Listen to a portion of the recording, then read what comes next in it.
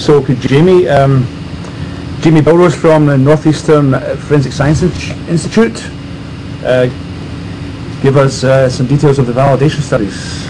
I'll be really quick, I promise, because yeah, I know that one. Very simple.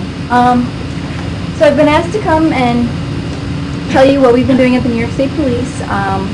Dr.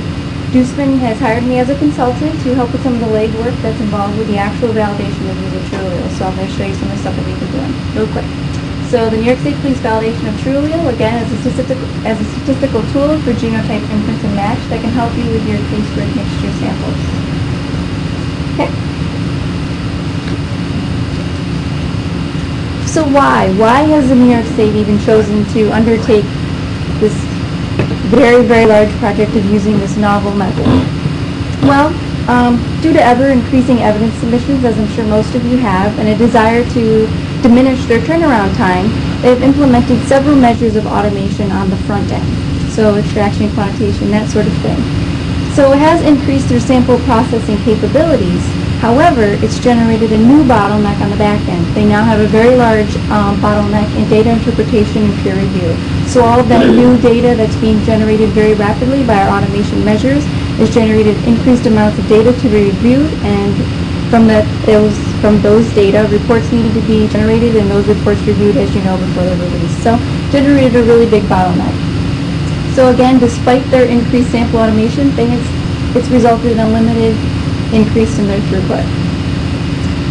So what they've decided to do is explore some expert data interpretation systems, such as TrueAllele, which is the one that I'm helping with. And as Dr. Perlin described, this particular software has been designed to assist the scientists in obtaining and interpreting all available data. So real quick outline of our validation. We started by selecting 41 previously adjudicated cases. All of these cases, we selected them so that they ranged in case type and degree of difficulty, which I'll get into in a little bit. So again, case types, we chose multiple victim homicides, physical assaults, and of course the majority of our cases were sexual assaults, as one would expect. Again, I said we also chose varying degrees of complexity. So cases that we deem to be fairly straightforward, then a little bit more challenging, and finally some real doozies. How do you spell that? Doozies? D-O-O. So to get started, we obtained the original data files that were generated by the New York State Police analysts. We sent those to Dr. Perlin and his team, and they ran it through TrueAllele. They generated a report and sent it to me. And in the meantime, I was able to obtain the reports that were generated by the New York State Police, and then I was able to make a comparison. So something else that we did, in addition to choosing varied case types as well as varied case complexity, we also kept track of the type of evidence items that we were using. We wanted to ensure that we were really challenging the system. So in total, we had 368 items of evidence involved in this particular study. And as you can see, we had a really large range. So 97 reference samples, of course, a majority of them being vaginal, anal, and penile. We had 39 semen stains, we had clothing and bedding, weapons, blood stains, so on and so forth.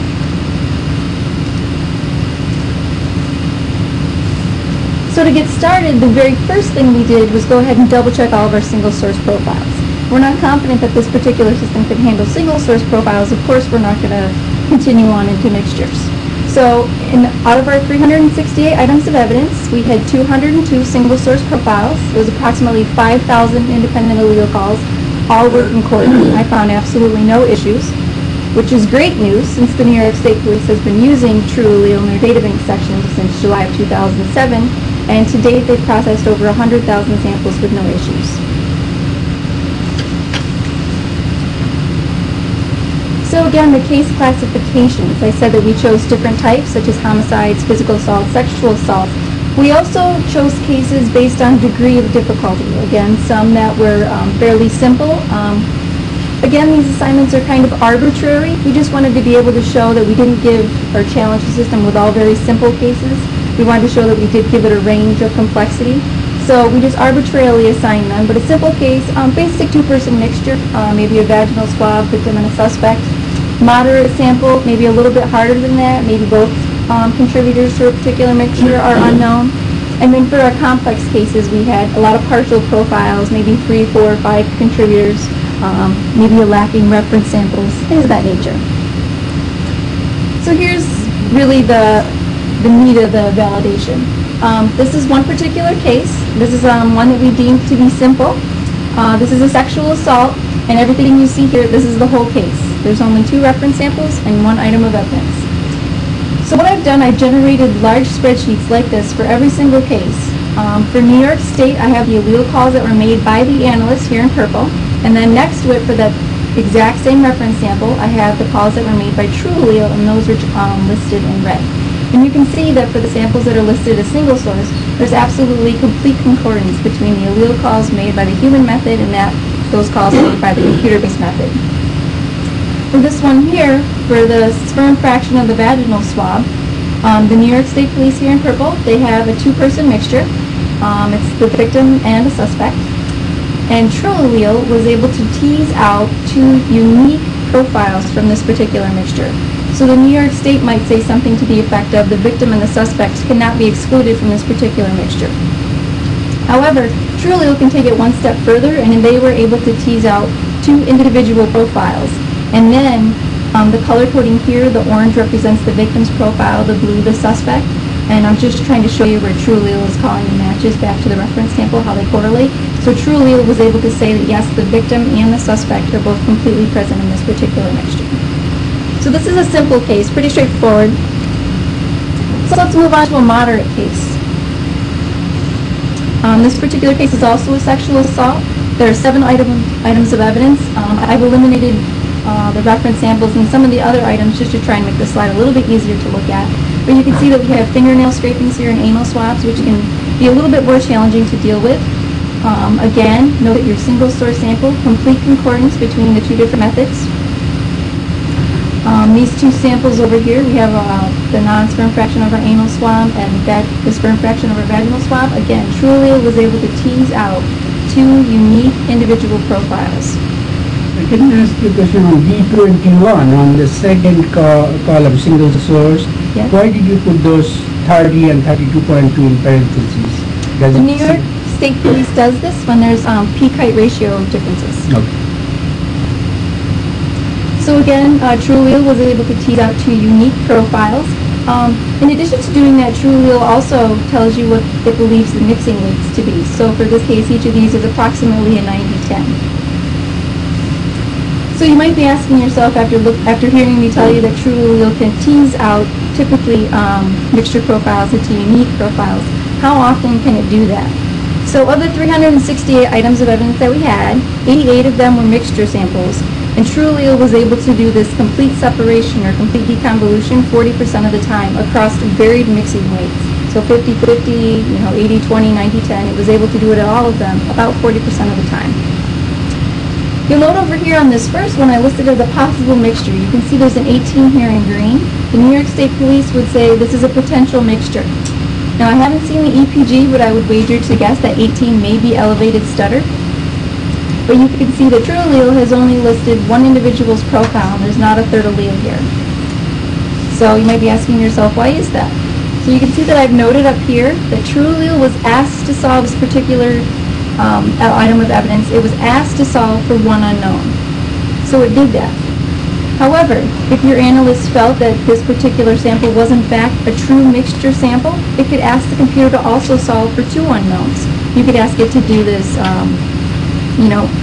one question and another question, or they could ask both of them to be done simultaneously, like Dr. Perlin said, it can solve different questions in parallel. And at the end, you would have the answers or the data for both of those questions, and then the analyst could then make their ultimate decision. You can see there's also a 25 here in front of the 26.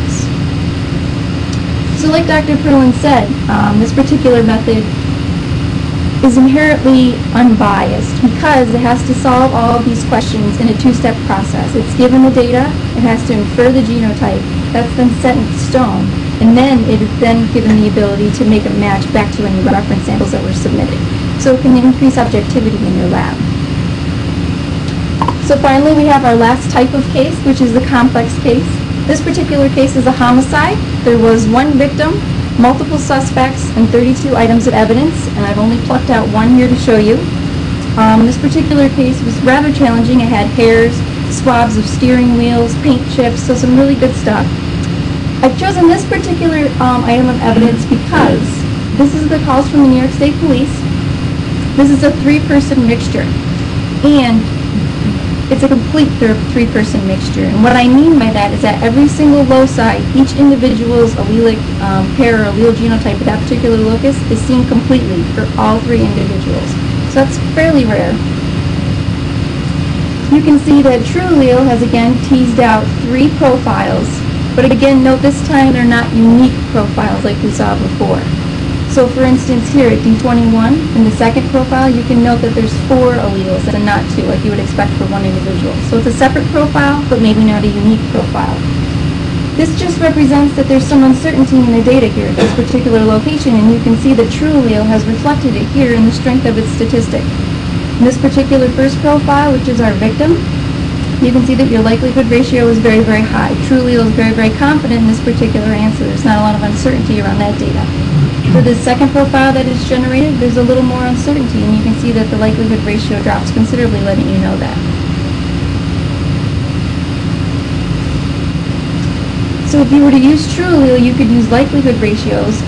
The New York State Police currently would either use CPD or CPI for this particular sample. Again, it would be the victim and 2 of the suspects cannot be excluded. And likelihood ratios would generate a stronger association. It can make all of these determinations unattended, like I said. You could ask these questions and walk away and come back.